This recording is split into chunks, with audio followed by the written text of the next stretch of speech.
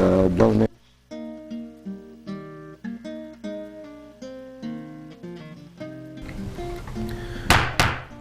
Time is 6:31, and I call the work session agenda to order, March 7th. Roll call of members: Mike Ahern, Chair; Paul Wilson; Pat Roach; John Kelly; Dick Lewis, Selectmen's Representative; and Ray Gosney, the Selectmen's Representative Alternate. John Rennett's excused, he called in. Item number 3, public comments. Okay. Number 4, administrative matters. Ms. Penny? Oh, yes, town warrant, voting date, town meeting date. Just in case you haven't been inundated with this information enough times, we're going to give it to you once more. Plymouth town elections, i.e. the ballot voting, will be held on Tuesday, March 12th, 2013. That's this coming Tuesday, in the gymnasium at the Plymouth Elementary School from 8 a.m. until 7 p.m. The annual Plymouth Town Meeting will be held on Wednesday, March 13th, in the gym, also at the Plymouth Elementary School, and that meeting begins at 7 p.m. Great. Item number 5, correspondence. Only as unfinished and other business. Okay. 6, the reports of committees. Board of Selectmen. Mr. Lewis? Ooh, short meeting last time, not really a whole lot on the agenda. Just getting ready for town meeting. We've got a meeting coming up next Monday, elections on Tuesday, and then town meeting on Wednesday. So that's pretty much where all of our attention and busy week is directed to. Okay. Mr. Chair? Yes, Mr. There Gosney. was one other item that we were tasked to pass on. The select board had taken the time and performed the due diligence to look into the number of allegations that have been leveled against the town staff, the planning board, in regards to the planning process that was recently engaged on in review of the application out on Tenny Mountain Highway for the McDonald's and for the bank. And all of our efforts revealed that all of the statements that were being made about improprieties or mismanagement were found to be not true. We found that the work that had been performed was appropriate, and it had no material impact on the outcome of any of the reviews that were taking place during that period of time in December and January. Don't know if I left anything out. No, I was going to read this under other business, but I mean, we sort of had a formal statement that was read actually at the last meeting also that I'll just read into the record. Sure. Allegations of impropriety, collusion, and mismanagement have been made by citizens against the town staff and the planning board at public meetings, both here and before the select board. The select board has made an inquiry and found that none of the allegations are true, while minor clerical errors have been made, not had any material impact on the planning process. The select board stands in support of our staff, our citizen board members, and the affirmation by the New Hampshire Supreme Court of our local board's decisions. Great. Thank you. Thank you, Mr. Lewis. Conservation Commission. Mr. Wilson. There's nothing to report. Okay. Zoning Board. Met on Tuesday for one application regarding a change of use at the old Frontenac Lodge. The application for use change was approved back to essentially a very small, limited, incidental education facility, not secondary or primary education, but for adult education. Water and Sewer District. Do we have? I don't think we haven't appointed anyone. Okay. I believe Mr. Ramlett was going to take that, but I don't want to speak because he's not here. We can wait the next time. That's the time it is. The Pemmy River Local Advisory Committee. Nothing to report. Plymouth Regional Emergency Management Committee. There's nothing to report. Planner report. We've been extremely busy getting ready for town meeting, which we know is next week, and we'll breathe a sigh of relief when we are through it. Item number 7, new business. We have the folks, or one of the folks, Amy Kahn here from Goody Clancy Planning Agency out of Boston, who are working with Plymouth State University on their master plan process.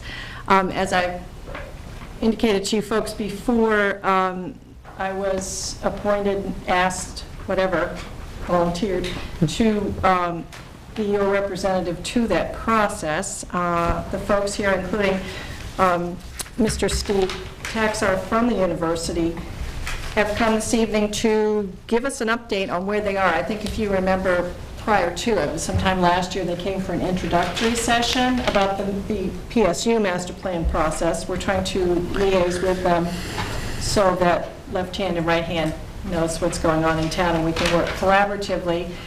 So they're going to give us a relatively short presentation this evening, and hopefully they will be garnering some input from the board and also from any of the other citizens that are watching this presentation. So whenever you're ready, Amy and Steve. He's going to start us off, and then I'm going to deliver just one pagers describing the process. Sure, thank you. Copy that. Thank you for having us here tonight. Thank you. Yeah, no, I've got another one. Our plan is to really go through about a 15-minute presentation, mostly to give you a context for what we've done, where we are, and where we're going in terms of the process we're using. And I'm pleased that Amy Cohn is here from Goody Clancy. We've been working with them for the last 8 months on our master planning process, and we think they're an outstanding firm. They bring a lot of expertise to our process, and we're really pleased to have them here tonight helping to talk about master planning. So I've got a few things I'll do at the beginning, and then I'll turn it over to Amy, and we'll go from there. We're really just going to give you a little bit of a retrospective in terms of where we are today, where we think PSU is going, not in a lot of detail, but at a high level. So that'll help you understand how this ties into our master plan. We'll talk about the process, which is what Amy will do. And then we really want to have a conversation about things that you think we need to really understand about the town needs, our needs, and where those overlaps are, so we can make an effective plan. And so we hope there'll be some good conversations about that. We will plan to come back at a later point in time after we've actually gotten through more of the master planning process. Up until now, we've been in really an information gathering mode. There have been a lot of workshops on the campus, a lot of analysis of our own space needs. So we haven't formulated any conclusions yet, and so the point of today is to kind of frame that for you, but also to come back in maybe a month or two, maybe 3 months, and say, okay, after all of our work, here's how we see things shaping up on the campus. So this is really a two-part process. This is just really the introduction. So where's PSU today? I'm going to talk about the mission a little bit on the next slide, so I'm going to skip that for now. But our current enrollment in terms of head count students is about 4,000 undergraduate students and about 1,200 grad students. These are students who are not necessarily on our campus. These are students who are enrolled at the university.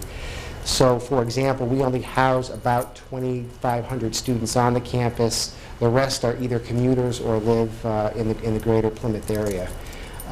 We have a high degree of our grad students are online students, so they really never set foot on the campus. And we have students from all over the country involved in our graduate programs, primarily our MBA programs.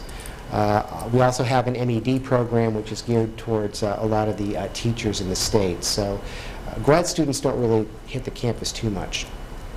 We are in a demographic decline of sorts with enrollment. The projected number of high school graduates from now until about 2019 is projected to decline, and it already has. In fact, our enrollments this fall have declined by about 200 students, which also translates into 200 fewer students living on campus. I'm not quite sure what the effect is off campus, but we have seen a bit of a decline in our undergraduate population, and are seeing a little bit of the same trend in our grad student population. So we don't expect that that shift will be on the upswing for a few more years. And I'll talk about what that means in the future at the next slide. If we could kind of pick a growth pattern, what we would prefer to do is have very slow and modest growth. I'm not so sure that's achievable now. I think what we're really talking about is rebuilding the lost enrollments we've had to try to keep that stable number of about 4,000. We really don't see ourselves growing much more beyond that, and our theory is it will take us at least 3 years to kind of get back to that threshold. So we're sort of on the downside of a declining demographic situation right now. There are several partnerships we have with the town and communities, and some of those are listed there. Emergency planning, we collaborate quite frequently with Paul Freitas, the police department, and are really stepping up our efforts to improve that process on our end. There is a community relations task force, I believe, with several community members, and I think some of the selectmen sit on that committee as well. We work very closely with the police for obvious reasons. And we also, I'm sure you noticed the Plymouth Enterprise Center, and there was a presentation here to approve that project. Our main role in that is to provide the intellectual capital for that project.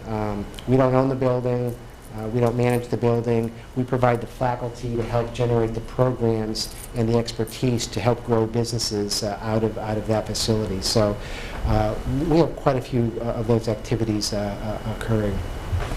Why are we doing a master plan? Part of it is because our Board of Trustees requires us to do one every 10 years. The last master plan was done in 2004, and I think Amy's got some information that shows what's been done with that. It's a best practice. I mean, you need to try to define where you're going and map out a strategy to do that, which is essentially what the master plan does. I'm not going to really read the mission, but I've tried to highlight a couple of key words that might ring true to the town of Plymouth residents. I've talked a little bit about some of the partnerships we have in the community and with the town. Certainly, cultural enrichment is a very important part of our mission, and I think the most recent example of that is the opening of the new Museum of the White Mountains. We had our grand opening about 2 weeks ago, and it's proved to be quite popular, and I think we're going to see that really take off.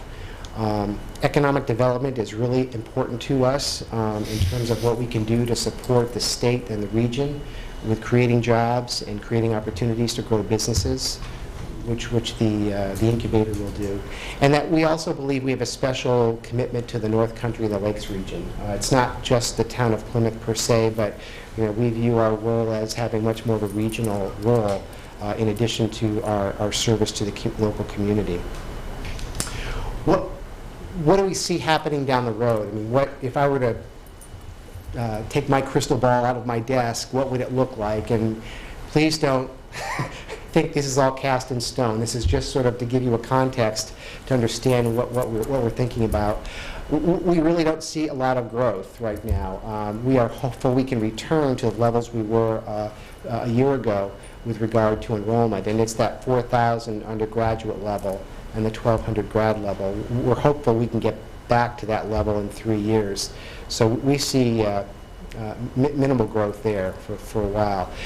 We see the mix of our students changing a little bit. We really believe that online education is really gaining more momentum, and we offer a lot of that already. Several of our courses are online.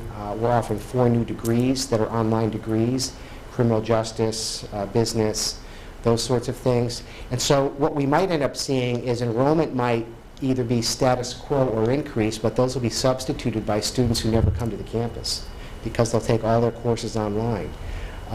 So we see this as an opportunity, and we're making decisions to shift some of our resources in that direction. We do hopefully we'll recruit more grad students. Our MBA is completely online right now, and again, those are students who really don't ever make it to campus, but the MBA program is very solid and growing, and we have international partnerships with other schools that have gone quite well. Our Allwell project is, though it's located in Holderness, I think it has a bearing on what happens in Plymouth, and that's essentially a replacement of our physical education center, which is outdated, kind of falling apart, and we have plans to try to improve those facilities. When all is said and done, we see about 2 or 3 different buildings down there, replacing our current one, expanding services, and more hours available to students and community members for using those facilities. If I were to look into my crystal ball in 10 years, what I would hope we're at is that our primary fuel source is all biomass. In fact, with the Allwell project right now, we are building in the notion that we will heat those facilities with pellets. That's our goal right now. It's a little bit harder on the main part of the campus until we actually can deal with the capital issues associated with that. But with the Allwell project, we are moving certainly in the direction of biomass for that, and see that extending to the rest of the campus. Our goal for the last several years has always been to be carbon neutral by 2050. That means that we need to take action and do things that do not add more carbon into the atmosphere, and we've made a good deal of progress there already, and we're continuing to move in that direction. Our hope is that we'll get there well before 2050, but that's a commitment we've made. We already talked about the incubator a little bit. We see more diversity in academic programming to meet market needs. Our nursing program, as an example, fills a huge niche. We can't hire enough faculty to teach the students that are waiting in line to get into nursing school, and so we're trying to meet market demands to help students get an education to get them a job. We want to be a university of choice for New Hampshire residents and try to keep students in the state and not encourage them to go out of state, which we're working hard to try to do. And of course, we want to have less deferred maintenance, as everybody does. We want to make sure our campus is attractive and effective for the delivery of education. So those are sort of my crystal ball things that I would say, if you asked me where's Plymouth heading on a sort of a global level, that's what I would say at this point in time. Some of these things are being interwoven with the master planning as a context to facilitate the process. So I think that's my last slide, and I'm going to turn it over to Amy. Transition to me. Thank you. And I would urge you all to pause me to ask questions, comment as we go along. We'd love for this to be a conversation. We have questions at the end, but you can throw them in as we go. That's certainly welcome. As you might have deduced, Plymouth State is embarked on a master planning process. To give you a sense of the components of that, we started in the fall with a phase we call analysis and investigation. In big picture terms, that was focused on understanding what the space needs are for the programs at Plymouth State, as well as understanding what the needs are in relation to the physical environment more broadly. So what buildings are in need of renovation or modernization? What's going on with those steam tunnels and the infrastructure underneath the campus? What are there needs there?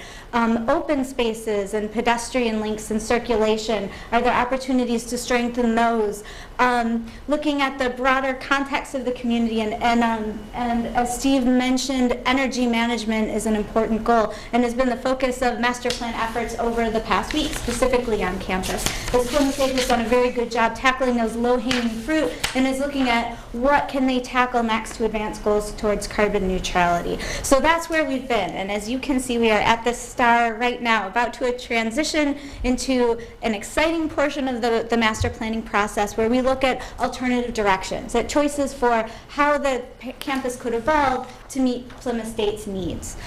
So we're going to be working through that quickly over the next month or so, and as Steve mentioned, hope to touch base with all of you again as we enter the draft plan stage, and there's more concrete ideas on the table that we can share with all of you and receive your feedback on. So anticipating a finish up in early summer. And Plymouth State has certainly been active in moving forward with priority initiatives from the last master plan, from the 2004 master plan. And to highlight some of those, certainly the Ice Arena and Welcome Center in Holderness, renovation of a number of buildings on campus, including Mary Lyon. Steve mentioned the new Museum of the White Mountains, which I had an opportunity to visit yesterday, and it's fabulous. You should all go visit, a wonderful spot. Of course, the bridge realignment and sorry, I'm shaking a little bit here. The bridge realignment and roundabout, certainly not a PSU project, but one with important implications for the town of Holderness and the town of Plymouth, as well as for the university, and Langdon Woods Residence Hall, which added about 350 beds to the campus. So that's what they've been up to recently. Initiatives underway, as Steve mentioned, the next phase of the Allwell Center, which will replace the outmoded and no longer loved PE center on the campus, with a facility that better meets the university's needs in terms of both academic programs and athletic recreation type programs. And of course, again, the Enterprise Center, a partnership with Grafton County EDC. And there are many people involved in shaping what will come out of this master planning effort. And some of those folks listed here are master plan steering group. Sharon is an important member of that group. Holderness has a representative as well. There's faculty, staff, and students as well as administrators that are part of that group as well. We meet about once a month. The broader campus community has been involved here. You see some of our very exciting workshops with students and faculty and staff. And of course, this conversation we're having with you tonight and we'll continue having with you. And we have a similar conversation scheduled with the folks from Holderness in the next couple weeks. And I'm going to pause here for just a moment. What we sought to do here was share with you a bit about the goals that are emerging from Plymouth State's planning process. And also touch on some of the elements that we saw in your 2007 master plan, in the town of Plymouth's master plan, and put those both up there for us to take a look at. Some of the elements that had particular bearing for Plymouth State, the ones we highlighted here, or on Plymouth State are, for instance, preservation of historic buildings like Rounds Hall and Draper and Maynard, economic development, recreation and arts partnerships, continued and strengthened focus on those, ongoing communication between the town and PSU. We're delighted to be here today in the service of that. Continued efforts and partnerships focused on managing off-campus student housing and behavior, certainly a concern for any campus community. As someone who lives 8 houses from a university, this is a concern I'm familiar with. And to that point as well, carefully manage transitions between the campus and surrounding neighborhoods. Again, important at any campus, and I think of this as kind of the physical manifestation of being a good neighbor. In terms of Plymouth State's goals, I think there's lots of areas of alignment that you see here. Continued stewardship on historic and cultural and natural resource fronts, for instance. Improved transitions, also a priority on the Plymouth State side. Other priorities that are emerging having to do with continuing efforts to strengthen the campus as a cohesive, walkable place. Upgrading existing facilities and infrastructure where it's needed. As Steve mentioned, that state of good repair, taking care of existing resources and infrastructure is important. Addressing space needs. Even without enrollment growth, there's some programs that are just really struggling, don't have the space they need to do the important work they're doing, so making sure that those are addressed over time to the best of the university's ability and the best that one can do in a world of constrained financial resources. Providing both indoor and outdoor spaces that support community has emerged as an important theme in this effort. When we've talked to faculty and staff and students, they've been very clear, sort of across the board, that one of the things they love most about Plymouth State being part of is the strong sense of community there. So supporting that through indoor spaces together, outdoor spaces together, all important elements moving forward. And again, that goal of carbon neutrality. So this may be a good place for us to pause, because I may have stunned you into silence, but questions, comments, thoughts, things you'd like to raise? Yes, please. I live in the village of Plymouth. Yes. I think I may have you beat as far as proximity to off-campus student housing. Yep. I'm just interested in the PSU goal of improved transitions between the campus and the neighborhoods. Can you expand on that, define it? Yeah, I think, and I think this is something that we're still working through and that we're going to be working through as we move through options. I think, again, that physical manifestation of good neighborism, being sensitive in terms of built spaces, but also open spaces. To be a little more concrete, one of the things that I've been thinking about as we've moved through this process is, I wonder if there are opportunities to have stronger walking connections between the heart of the PSU campus on the green and between Main Street. I find, I work with both campuses and with communities, and we find kind of across the board that when there are opportunities to to mesh the vitality and energy of campus communities as well as their spending power with the vitality and energy of Main Streets, that good things happen. So the more that walking connections and physical connections can support those synergies, I think is a good thing. I think there are some some transition areas on other sides of the campus, maybe on Langdon Street as one goes past Frost House from Langdon near the President's House, that that maybe are opportunities to strengthen those links over time. I think sometimes people think of campus and town boundaries as edges, and I think transitions is kind of a more positive, productive way to think about it. And what I would really love is to hear from you and any others about other transitions that that you would like us to be mindful of, that feel particularly important or weak or troubled from your perspective. Oh, I don't think we have enough time to do that. But no, I can, I'll put down some thoughts and. Yeah, please. Mr. Kelly? I was wondering, in your master plan, if you're going to make any improvements over the Highland Street crossing and before somebody gets killed. I'm interested to hear you raise that, and that intersection has come up for the campus as well as a point of friction. And I know you may have seen lately they installed flashing lights to help notify. Doesn't do any good. In fact, it confuses you when you come down through.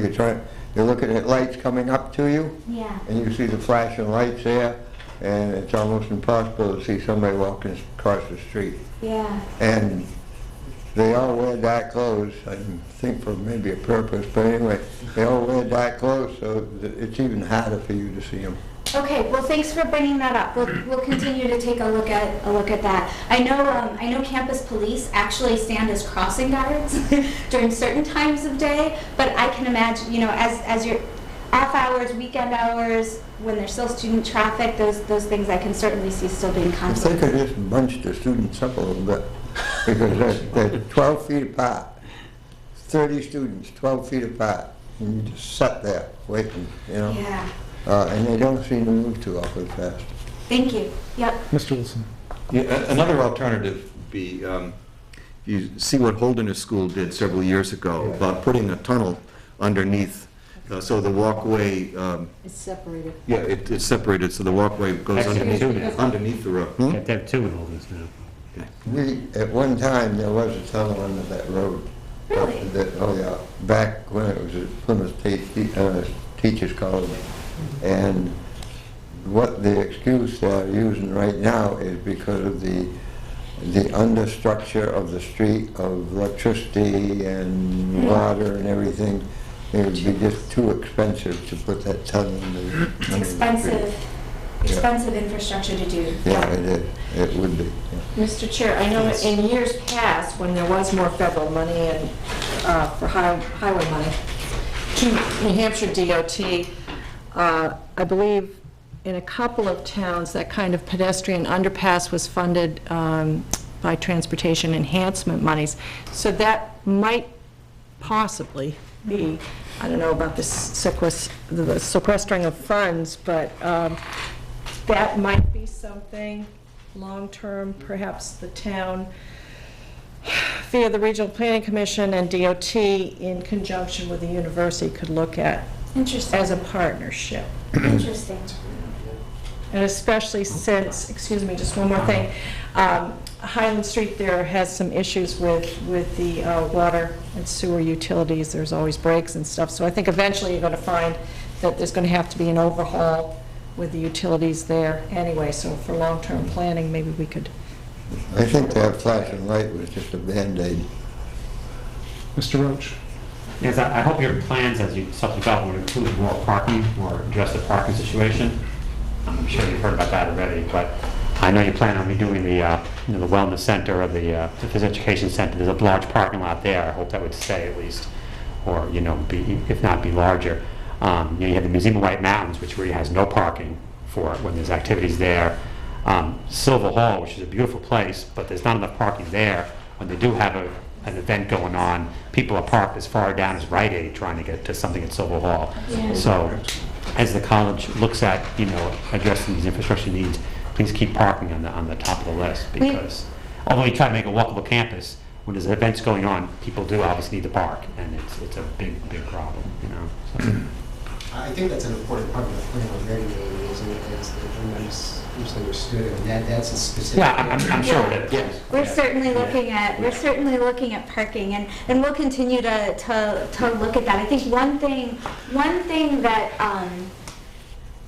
one factor that may come into play is a question of whether I'm explaining this so badly. There are very highly utilized parking areas of campus where you can be trolling and not find a space. They're fully utilized. There are other lots on campus that are underutilized, either because they're not optimal lots, or maybe the balance in terms of inventory between what's marked for who isn't perfect. So I think it will be both a quantity question and an allocation question to work through. And the events point is a really good one as well. And maybe events can highlight where all the parking is, so people can find it. Because I'm sure if you're not right from the local area, you don't know that other lots may exist or something. So. Right. Excellent point. Yep. Mr. Kelly, and then Mr. Gosling. In regards to the parking, I do hope the university takes in consideration not tearing down taxable property for non-taxable property. We've got enough of that already. Mr. Gosling. Looking at the second bullet up there, am I correct in assuming your planning horizon is probably about 10 years since you're doing a 10-year cycle? It's about 10 years. I would say, as we look through the 2004 plan, there are certainly initiatives, in a world of infinite resources, things would go faster. Often we'll look, so there are initiatives like renovation of Hyde Hall that you may be familiar with, that were in the last master plan, that haven't been tackled yet just because of availability of resources. So things may trickle behind or beyond that, but broadly speaking, yes, about 10-year time horizon.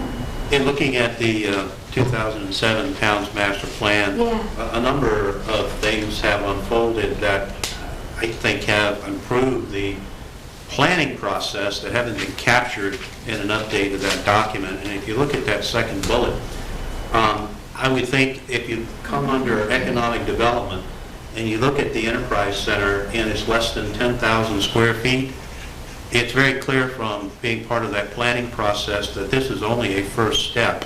And my belief is that there should be, as part of your process, an ongoing interaction with the Grafton County Economic Development Council to ask, well, what's the next step in terms of facilities needs to be able to fulfill the long-term role of that organization? Because it's just not going to get it in terms of that location and the square footage.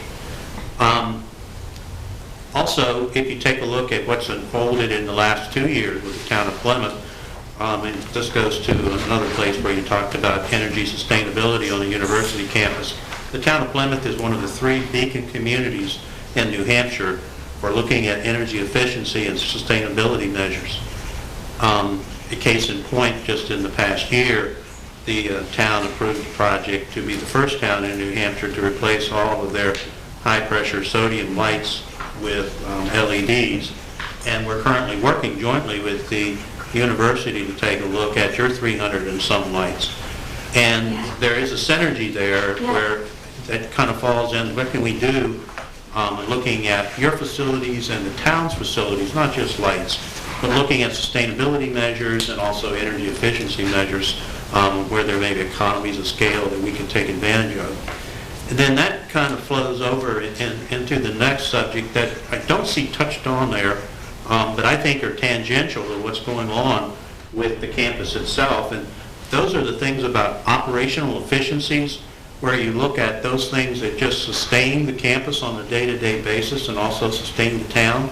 We talked about, too, we talked about parking. That certainly fits under that category. But we also have got highway maintenance. You mentioned police. It may have been something that was thought about under emergency with the fire department. But I think under that strengthening of the partnerships that we need to include the kinds of operational services that very often there's a sharing of, such as the use of the university's sidewalk plow to help us with the activities around town elsewhere, the things that the town does to provide some services and emergency situations for the university. But I think that should be part of the planning so that it's not just all about, I should say all about, principally about the bricks and mortars, but it encompasses some of the operational requirements. We've got a multiple year contract dealing with a lot of services that's been extended, probably 3 or 4 years now, that we really do need to revisit and then ask the question, we know what we've done in the past, but what do we want to do in the future to improve the quality of services? Certainly, when you have students that you're looking about how you're going to bring on board, they look at not only this sense of community you spoke to, but a piece of that. If I'm a parent, is I want to know about the hospital, I want to know about the police department, I want to know about the fire department. We need to do some things about our police and fire departments, and it does have a carryover to the way it's being viewed from the standpoint of parents.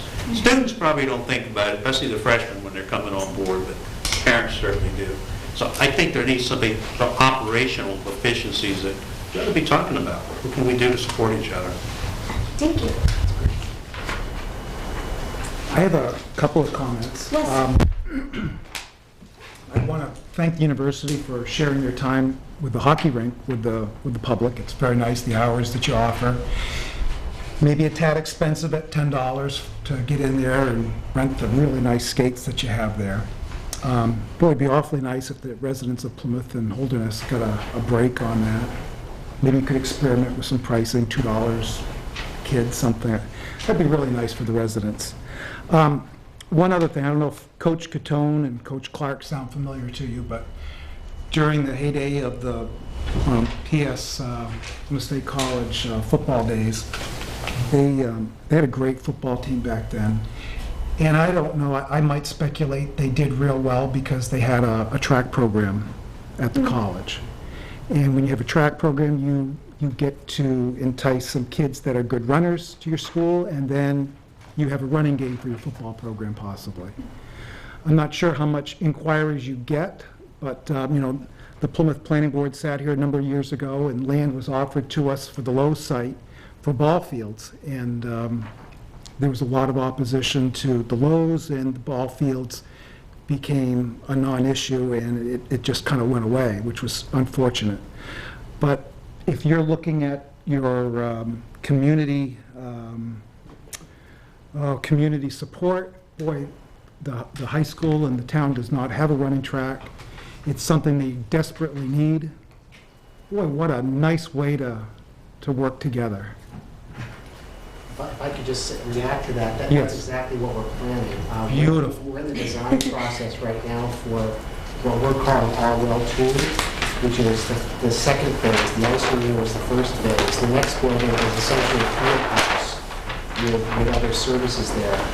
We will have some sort of an indoor track, and the debate now is it going to be a competitive NCAA track or more of a recreational track. But either way, there will be an indoor track built into the facility. And that certainly will be open to the town as our other facilities. And hopefully you're looking at an outdoor facility as well. The carbon footprint for an outdoor facility would be a whole lot less than an indoor facility. And that would open up opportunities for some giant track meets in the area where many, many high schools could come and look at this facility and say, boy, wouldn't this be a nice place to go to college? Mr. Gosden. You said something, Mr. Chairman, that made me reflect. In my early days of being part of this group, one of the things that I observed was that until about 2 years ago, there was always a staff person, either at the academic level or the administrative level, that was part of this organization, the planning board. That hasn't been in effect for the last 2 years since Mr. Kuchenberg's been. But sometimes we had 3 people that were actually either at the academic or the administrative level, and it provided another conduit for the flow of information. I found it very helpful to have them part of the discussions that we were taking place.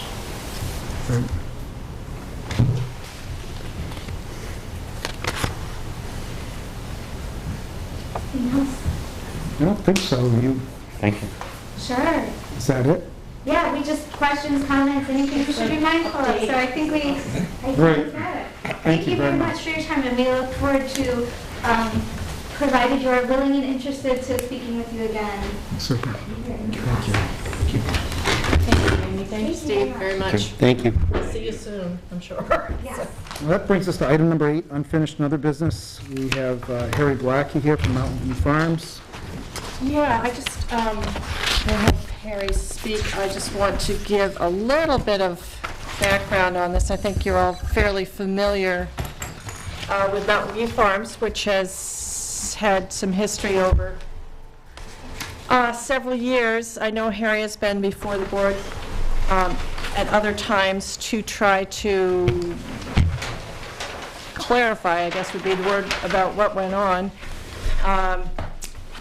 And in a nutshell, it's his contention that he has come across some new information which speaks to the possible vesting of the site plan.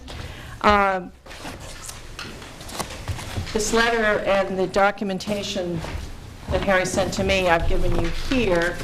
I had to do some research on it. That's why you're just seeing it tonight. You've also received this evening a copy of the January, I think it was 19th minutes from 2006, which substantiates the notice of decision that's in this packet, which was an amendment of it's my opinion that there's some confusion in the semantics here. But in the, for fairness, Harry did want to speak to you personally. I thought, since we had gone over this several times, that it was probably time to have a one-on-one conversation rather than me conveying the board's wishes back and forth. Sometimes you lose stuff in translation. So Harry is here this evening to speak to what he feels is some new information in light of the vesting of the site plan, not the subdivision, which we all agree has been vested, for Mountain View Farms. Harry, have I gotten that? Is that a No, I think that's reasonably accurate synopsis? Right. Absolutely right. Okay, Absolutely all right. Thank you for giving me a few minutes of your time, and I'm encouraged by the fact that in terms of, if there's any question about trying to remember what happened back in the olden days in 2005, we have with us tonight the man who was the chairman of the board. And hopefully his memory is better than mine in terms of... Is that up or down? remembering details. And it's, one of the things that frankly I'm sorriest about is the fact that we're here talking about a job that was approved in 2005. And I don't have to tell you some of the reasons for that. I mean, this real estate and economic recession that we've been going through for the last 7 or 8 years, our timing was absolutely impeccable. I'm reasonably sure that the day the last permit for this job was signed was the day that we fell off the end of the earth economically. There's some talk about a recovery, but so far that hasn't happened, and I don't have to tell you, it has been extremely difficult for us to just maintain status quo, keep the property looking good, and wait out the remainder of this recession. And we look forward to the opportunity to develop the property in the way that it was originally intended to.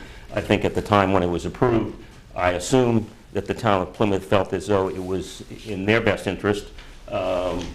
We certainly thought it was good not only for ourselves as the owner of the property, but the community and potential home buyers. So, and we're still enthusiastic about the development, and we're enthusiastic about the impact that it could have on the town of Plymouth.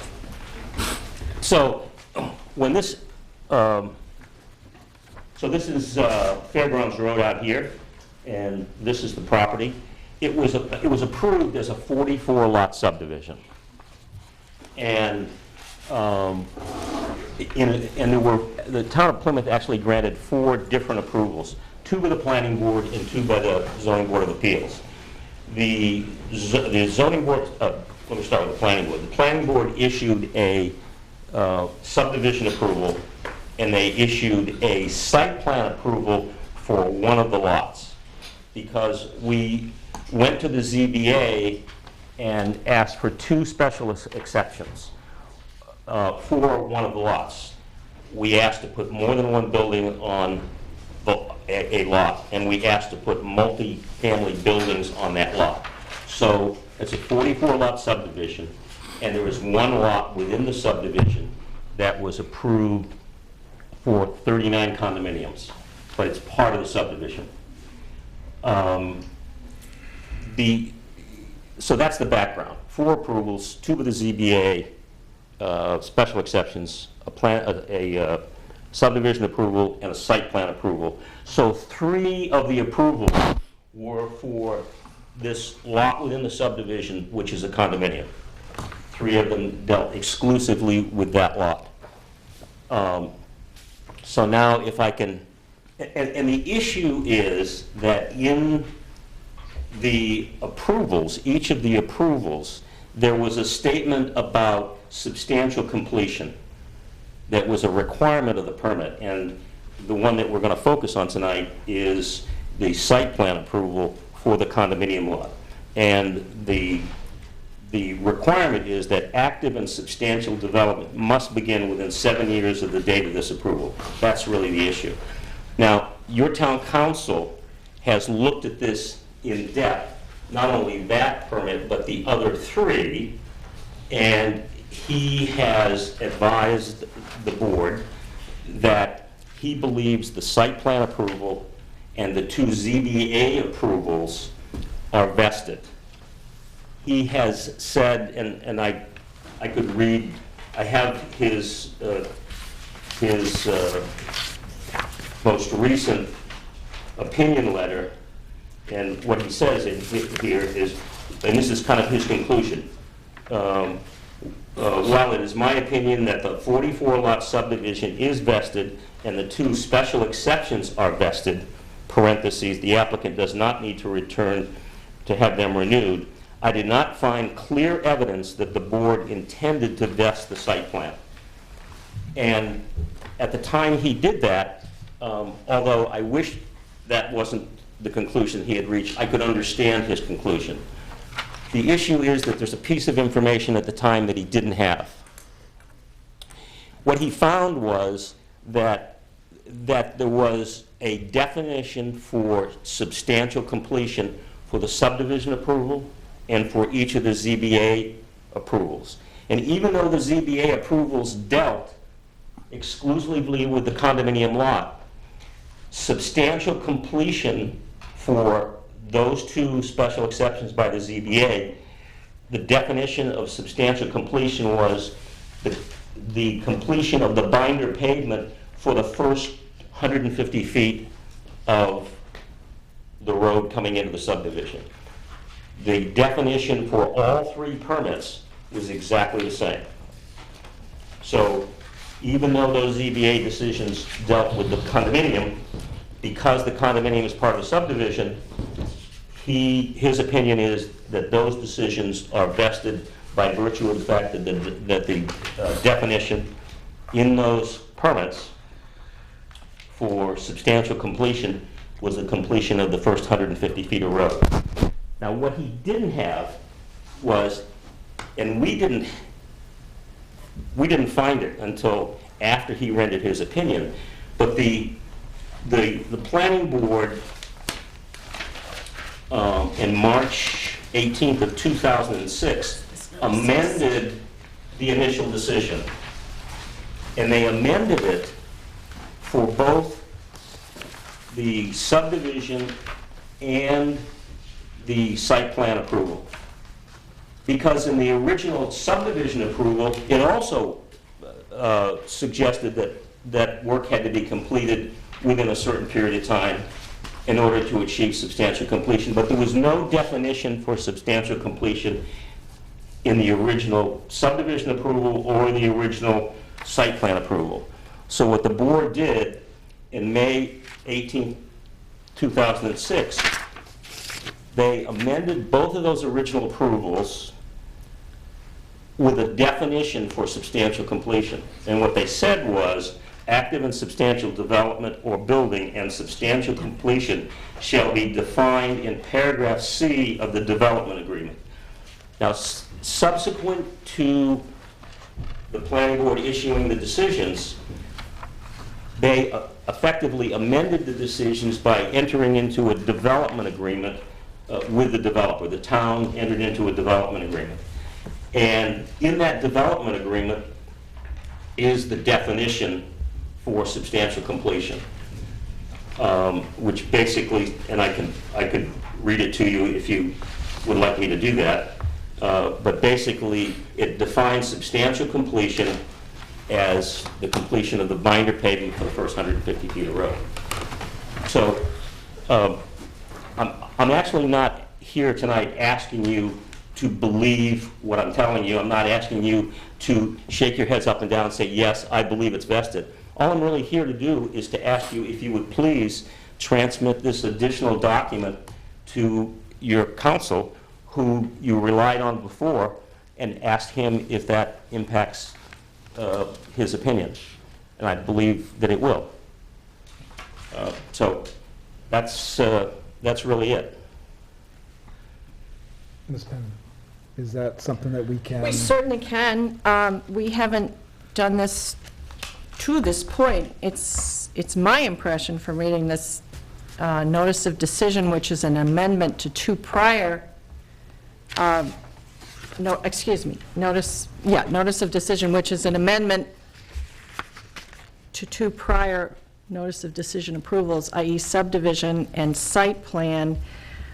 This entire document that we have here is amending to allow the definition of active and substantial to be applied to both the site plan and the subdivision. Okay.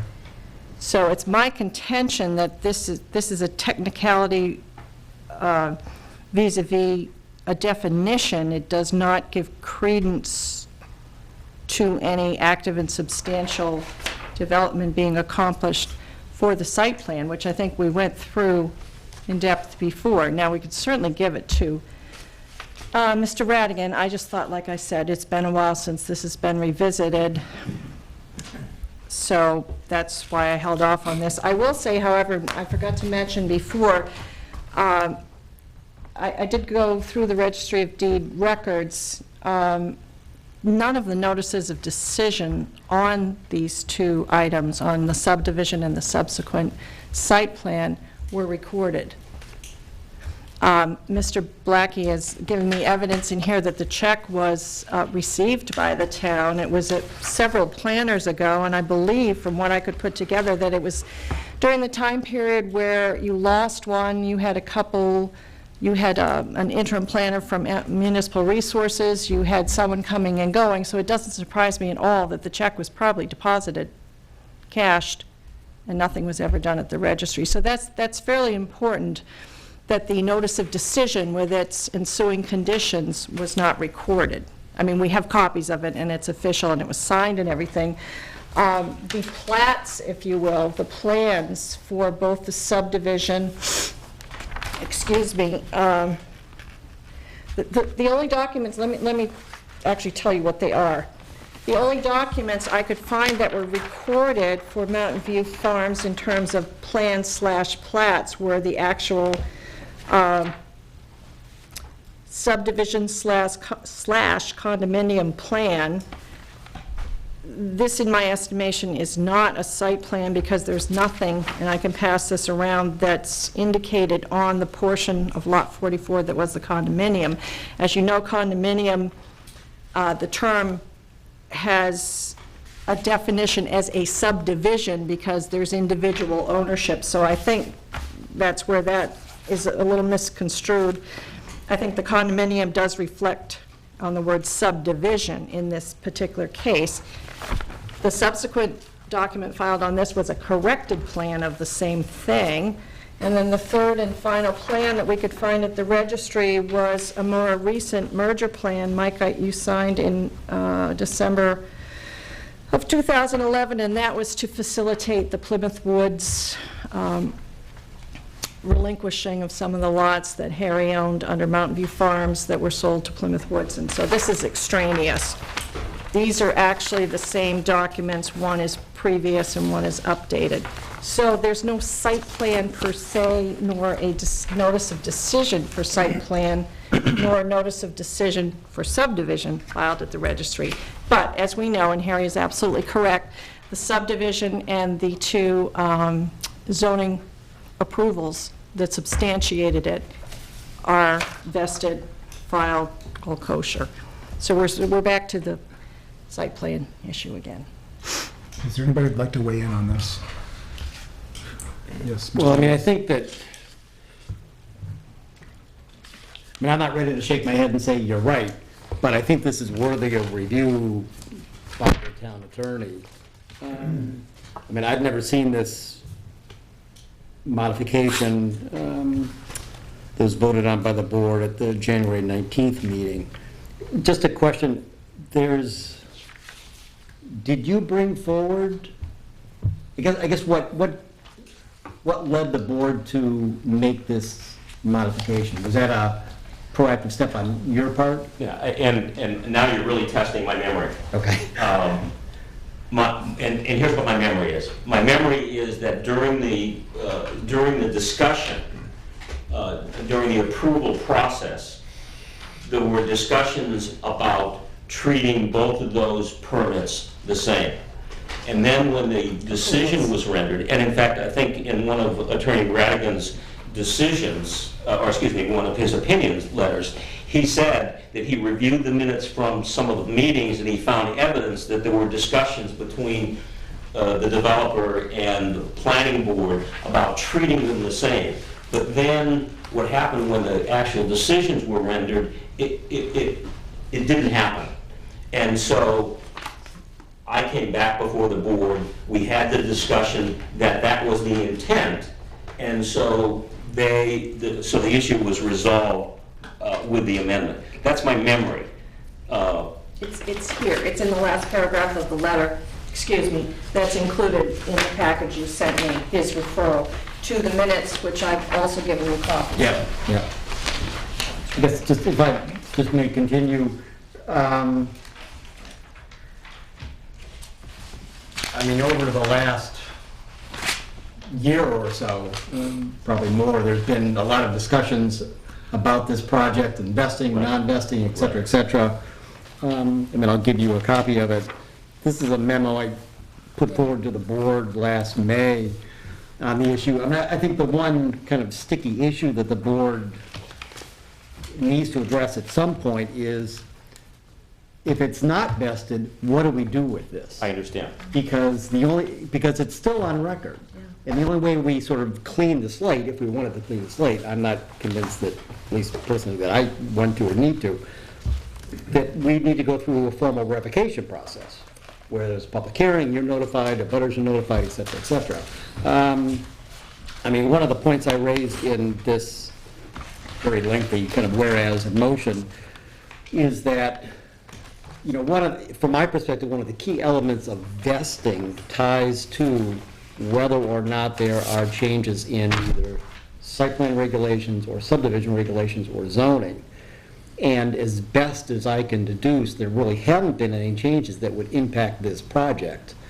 So from my perspective, I think there's kind of a question of fairness of, if there haven't been any changes, is it fair, appropriate to kind of penalize this developer or any developer in a similar situation to kind of have the approval sort of pulled out from underneath them for a project?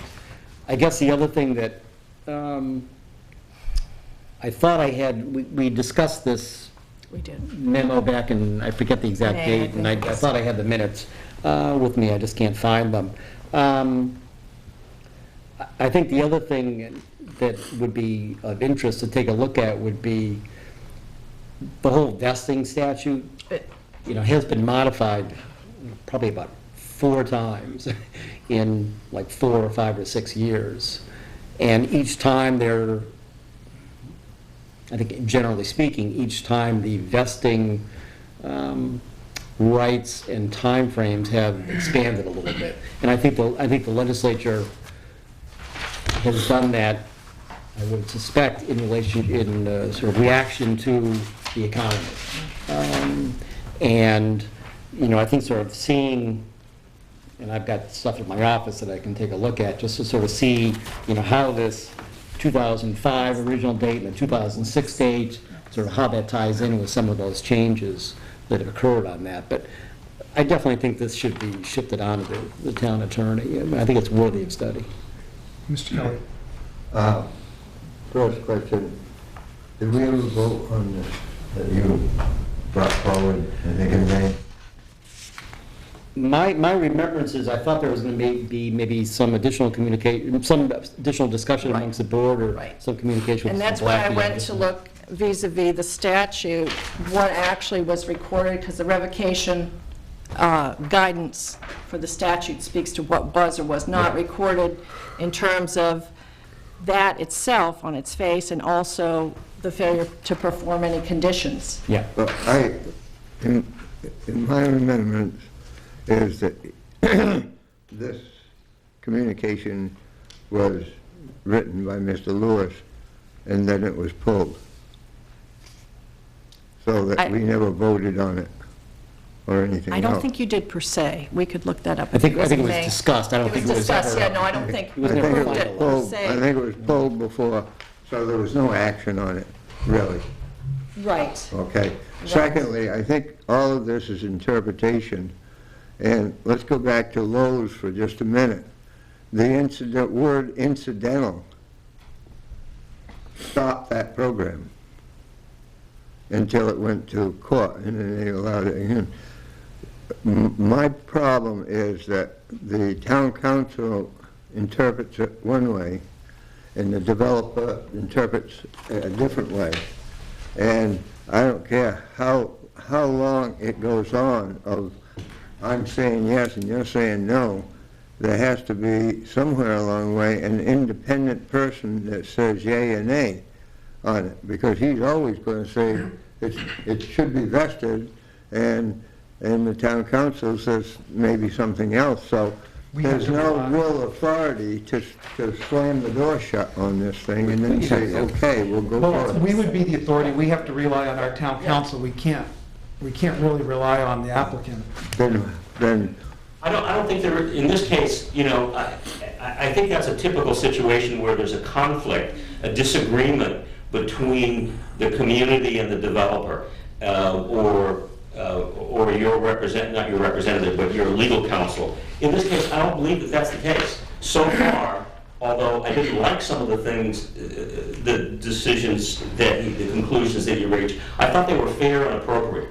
And I believe that if you show him that document, that his opinion will be the same as ours is. So I don't think there's going to be a conflict here. my big question now is, if it is our responsibility between the developer and the town council and the developer, why did the Lowe's project have to go to the Supreme Court to find out what the word incidental means? So I'm not too sure if we have the ultimate decision made. There's always an appeal process, I guess.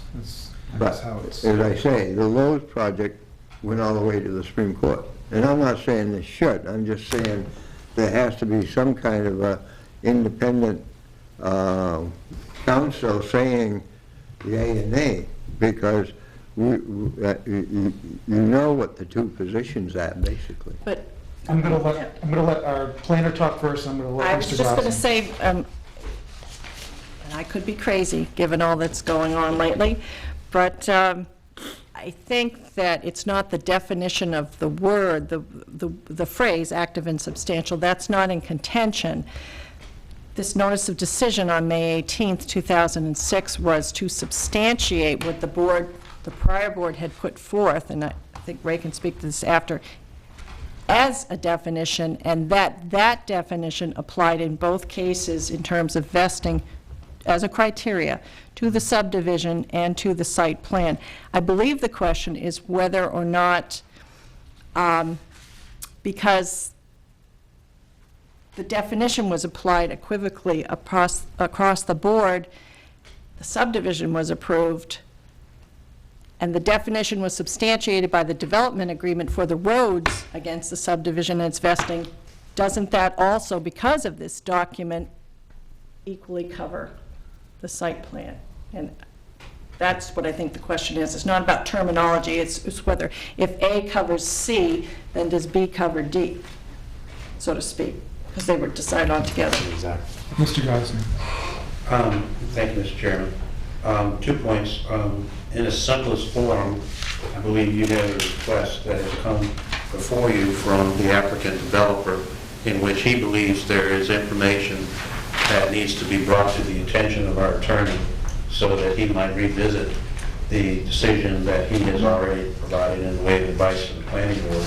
And secondly, the planning board has the initial, as you've already pointed out, duty as the authority to take information that comes to it from all sources, including the town's attorney, and make the initial decision as to how to act on any matter that comes in front of us. So in answer to Mr. Kelly's question, the planning board is the authority in this matter at this point. Whether or not it needs to be taken beyond that is always the question of whether or not the town wants to do that, or an individual citizen, or an applicant. But as you already pointed out, you are the authority. So I guess it's up to the board to decide whether we want to put this in front of our town attorney or whether we want to make a decision on our own. So I'm putting that out to you. Mr. Wilson. I move that we submit this document to our attorney for his review to see if that changes his previously written opinion. Is there a second? Yeah. Mr. Kelly, is there any discussion? Do we need? We might as well vote. Oh, you have to vote. Yeah, we'll vote and I have we'll... a point of clarification. Yes. In the developer agreement, paragraph C, it says it's defined as completion of the binder pavement. You mentioned 150 feet, but I don't see that in that paragraph. It's not in that paragraph. I mean, it's a minor point. No, that's fine. What it says is substantial, could be the binder pavement and drainage Right. were required to service phase A. Right. Okay, and then if you, on the third page of that same document, it defines phase A. Oh, okay. And phase A is lots 1 and 24 plus all subdivision improvements within or required to service the first 150 feet of Crescent Street. I see, so it's referenced there. Okay, thank you. So we have a motion on the table to take this new information to the town attorney before we bring it back, hopefully for our... Well, it's hard to tell. I think it's going to take more time now because it's town meeting, and I think all his other towns are pretty much hammering him, so maybe a while, maybe after April meeting. So we will, I'm sure, let you know as soon as we get our advice back. So we will have a vote now. All those in favor of the motion on the table to send the information to our, new information to our town attorney, vote by saying approve, Aye. approve by saying aye. Aye. All those against, nay? Right. It's been a long day. Yeah. Thank you very much. Thank you very much. Thank you. All right, so that brings us to item B, fact sheet response to community mailing. This is just housekeeping, and it's just for the board's edification, although I know you've heard, you created the testimony yourself. This is just a compilation of the facts, the chronology, everything about all the studies that were done for the Riverside Landing / Lowe's sites. This is in response to the mailer that everyone who has mail delivered in Plymouth residents got over the weekend. There was some substantial misinformation in that, so this is just simply a fact sheet. Could I ask a question? Yes. Is this fact sheet the one that appears in a PDF form on the town website? Who drafted this I did not. I did not. It came out of town hall, and I didn't do it. Just, okay. I just wondered what the process was for getting something. Make sure you direct the question. Yeah. I would like to see a clarification of what the town policy is about posting things to the town website. As I understand it, because and this is what I was given for rationale, or I was informed of this, because the planning board voted by majority, I realize not, excuse me, majority, not unanimously, to recommend not having those zoning amendments go forward, to essentially vote no, and the Board of Selectmen echoed those sentiments, that it was right and proper as a response to the mailing that was sent out by the citizens group containing inaccurate information that the town as such, town entity, would respond. And I think part Not of, my decision, not my anything. and I don't think anybody here made that decision, but I also know that I think they felt the need because there was representation that the planning board was either doing something in collusion. Oh, or that's that right. There were was- references to the planning board being. And that's why they needed to have a rebuttal to that. Right, also, I believe the document itself said the planning board voted, I don't have it with me, I think Ray may have a copy, I left it downstairs, but there were some allegations that the planning board had done thus and such, which the planning board had not. That was the impetus for it. You're right, I forgot that part. All right. Mr. Chairman, Yes, Mr. Gosselin. part of that same subject. Down this side of the table. This is additional information that supplements what you have. And you certainly raised a great question, Mr. Wilson. Just so you know, this is my information. I am the author here. And I'll leave one extra copy there. Thank you. If I could start from the back of this to the front, I'll try to do this in just a couple of minutes. The very back is the document that we received in the mail. I say we, those of us who live within the town of Plymouth. And you'll notice there's two colors on there. One is yellow, the other is red. What I have done is highlight those statements in this document that I found to either be inaccurate, incomplete, or inconsistent. One of those three categories. And I'll just cite one example. It starts out at the very top. It says, "At every chance, Plymouth voters have opted." Well, if you come down to where you see red, where it shows you 2006, I have given you a copy of a public document that consists of several extractions from the Town of Plymouth's 2006 annual report. If you flip to the front of that, you'll notice that on the second page, which has got 80 at the bottom, it shows that there were two articles on that page. Article 2 was an adoption of amendment proposed by the planning board to amend language in the Plymouth zoning ordinance. I was one of the two co-authors of this along with Dave Switzer. And this item was approved by the planning board and recommended for approval. And I mention this to you because it goes to the spirit of what was going on with the planning board back in 2006 to balance the concerns that were being raised about the environment and the proposed development activities. And later on, you'll see I've also included a listing of the planning board's report for 2006 that just cites a fair number of the large developments that were occurring that year. But you'll notice that that town approved, again, by an almost 2-to-1 margin. You'll see a reference where there was a denial of the proposal that came forth from what I would characterize as developers in the subsequent year, 2007, that was denied by a 2-to-1 margin. Well, the year before, by a 2-to-1 margin. The language that was inserted in zoning, because of our concern about making sure that we were taking the appropriate steps to address environmental issues, was approved by the town by a 2-to-1 margin. If you look at Article 3 on page 81 of the 2006 report, there was an effort by a petition to amend Article 710 in several sections that would have limited the types of development that could have occurred within the environmentally sensitive zone. That was denied by the town by a vote again of almost 2-to-1. Why is this information important? Well, if you look at the document that all of us received in the mail, that was never mentioned. Has not, at any point in any of the dialogues that have occurred in this room.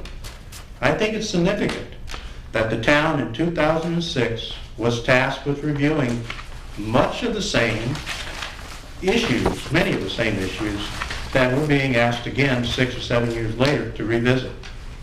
And that needs to be spoken to. The other thing I wanted to point out to you was so that you could get a sense of the balance that was on the planning board at that time. If you look at page 52, this tail end of the planning board's report, you'll see that we had very good representation, so that we had, I think, an approach that allowed us to really delve into some sometimes very intense and healthy discussions about what we should be doing on behalf of the town.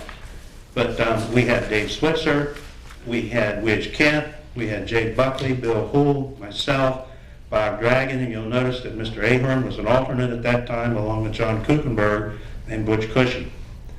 So we had some individuals that took a real interest in their town and were part of that ongoing dialogue that was taking place during that 3 to 4 year period. So I think it's interesting just to revisit who was part of the planning board. They weren't individuals that were weighed heavily one way or the other in terms of trying to, as it's been portrayed, trade off economic development for the environment, or trade off the environment for economic development. We strove to try to find a way that we could have the cake and eat it. Worked real hard at that. And I don't think that story's been told as part of anything. And I think it needed to be part of the record. It's important to have the facts. It's important to have all the facts, so that not only this group, but as our citizens examine this subject, they have the opportunity to weigh everything. So that's why I put this together. Okay. Thank you. Thank you, Mr. Gosnell. Mr. Wilson. Whoops, excuse me. You raise a good point about the lack of mention on this paper about the 2006 vote. But as I recall, and that was on the zoning, on a zoning amendment that time that would have been more restrictive for construction in the environmentally sensitive zone. Well, what I recall about those proceedings in the discussion in the planning board was that there were some significant flaws in the language, in the way that it was drafted. So it was not so much the spirit or the content, but there were some words that were found to be objectionable. And so the planning board voted, and I understood that primarily because of defective wording in the petitioned amendment, that the planning board voted then to not recommend approval by the town. So just in interest of, just as you and having the complete story out there, I wanted to make that point as well. I would concur. So that brings us to, and before we get to public comments, I do want to make one statement. I'd like to after. With the elections coming up and the voting on the warrant articles on March 12th, we've got very little time between now and then. And with these mailings going off with a number of inaccuracies and misstatements, I'd be a little concerned about letting more information like that go out without a chance to rebuttal before our next meeting, before March 12th. I'd be very concerned about that someone could just come in here and levy concerns against the planning board or concerns about this vote. I don't know if, Sharon, you had anything that you wanted to add? You mean in terms of having this discussion again? Yes. Over again? I think we're done. I mean, I mean, especially, there's an opportunity for tit for tat, and then it goes on forever. I mean, the factual information I gave you was just was point finally and get a counterpoint chance to to this. rebut the information that Because you was came sent to the forward, selectmen. you as a board by majority with some nay votes, or at least one I can't quite remember. There were inaccuracies in here, and there were allegations. 4 votes in Plymouth overlooked by the planning board. For starters, the planning board votes on the master plan. The public has input to it. Right. That's semantically twisted around to not be accurate and things like that. But more importantly, the fact sheet is just for your own reference, so you can go through it. It's a public document. And I do want to point out on our agenda today, you know, the last sentence on this agenda is, all other testimony heard is at the discretion of the chairman. So I do want to point that out before we move to public comments. There is very little time between now to rebut anything. We have a weekly paper. It's extremely hard. So I will open it up to public comments for something other than new allegations or anything that might come up concerning the vote on March 12th. I'll ask a question. Yes. I picked up one of the copies of the thing you've just been discussing downstairs called the fact sheet. And I didn't know who prepared it. I mean, sort of a... If you can keep it general without you know, getting into who wrote it, you know, statements of, you know. Well, I'll try. I'm not going to pick on any person. I guess my issues are 2. It ought to be attributed to somebody. I mean, it's handed out in the town hall, beside the town reports. Someone should stand behind it. No, We discussed that, and we said we were gonna get that information as Mr. Wilson asked. That's a select board. Right. We will get that organization. information. That's a select I board. think it's only fair that people know who prepared it. I mean, you know. Is there anything else? Yeah, there is. In that document, I signed one of the petitions, you know, for the articles. And there's a whole bunch of information in that sheet that talks about what went into the planning board approval, the stuff that you people judged when you talked about McDonald's and when you talked about... I'm going to try and make myself one last time clear. There is a very limited time between now and the voting on March 12th.